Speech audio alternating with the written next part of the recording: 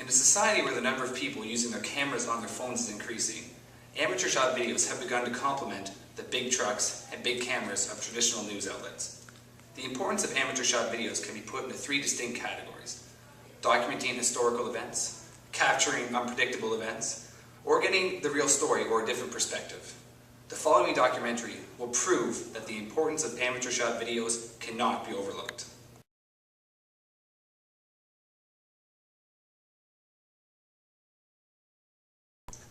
The importance of amateur shot videos may be best explained in regard to the famous John F. Kennedy assassination. Abraham Zapruder, an American manufacturer of women's clothing, waited atop a concrete pedestal along Elm Street, armed with his 8mm Bell & Howell camera, and filmed one of the most shocking scenes in American history. Zapruder's 26-second film was the most influential account of the president's assassination because his video caught the most complete and clear shot of the bullet that killed JFK. The Zapruder film further exemplifies that the camcording of America is changing the face of law enforcement, citizen action, and news gathering. With endless amounts of conspiracy theories, documentaries, news articles, and TV specials, the John F. Kennedy assassination is one of the most famous events in American history. But would this all exist if Abraham Zapruder left his camera at home? The importance of amateur shot videos cannot be overlooked.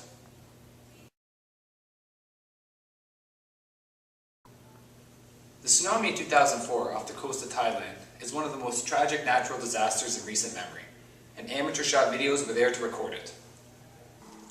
Perched atop a building, this tourist was able to capture the initial waves that struck the coast of Asia on December 26, 2004, killing more than 230,000 people. According to Steve Outing, a senior editor for Pointer Online, when a natural disaster such as this tsunami occurs, it is the citizens armed with cell phone cameras or camcorders that give the public the first glimpse of what just happened. These citizen reporters, armed with 21st century technology, can cover a story in ways that mainstream journalists don't. These influential amateur videos are then being uploaded to online news and video sites for all to see. These videos are an important tool for showing the world the pure devastation that these natural disasters are inflicting. It becomes evident that this was an event in which amateur footage maintained the momentum of the story until news agencies got there.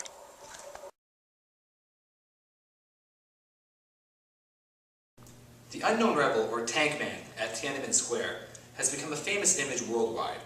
However, if there were no photos or videos taken of this, the future of China may have looked extremely different. This is a good example of how one image can have a worldwide impact. If there were no photos or videos taken, this incident would have never been known. The importance of amateur shot videos cannot be overlooked. Sean Cubitt, professor of media and communications, explains that television seems considerably less real after audiences have immersed themselves in the video culture. In fact, amateur videos shot from camcorders or cell phones, such as the unforgettable Tank Man one in China, are deemed to be more realistic and believable to the public because the handheld tremble, lack of edits, and the difficulty of discerning the action. With the controversy surrounding the war in the Middle East and the public's reluctance to be fighting a war that many feel is not our war to fight, there is no doubt that the government and in turn the media want to portray only one side of the story, the pro-war side. In this case, amateur videos documenting the war become important in getting a different perspective on a very controversial issue. For example, two soldiers fighting in Iraq made a video parodying the Saturday Night Live digital short titled Lazy Sunday and called it Lazy Ramadi. With their own camcorder, they created a video that showed the war from their viewpoint in a very comedic way.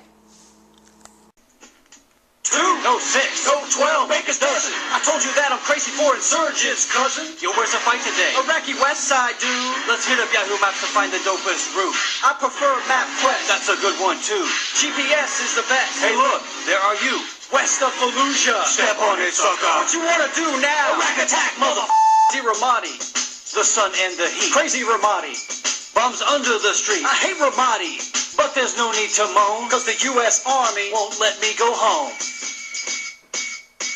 The Iraqi conflict is emerging as the first YouTube war, where homemade soldiers' videos throw into sharp relief the repertorial conventions of the mainstream news coverage. These soldiers are taking advantage of this growing trend of amateur videos and using it to tell their side of the story.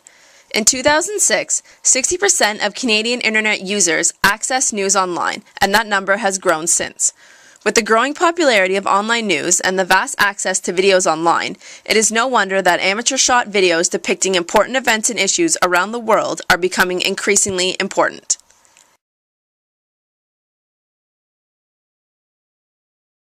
With regards to policy, there are no laws that could successfully regulate the internet, thus creating a vast variety of unedited, unaltered amateur videos.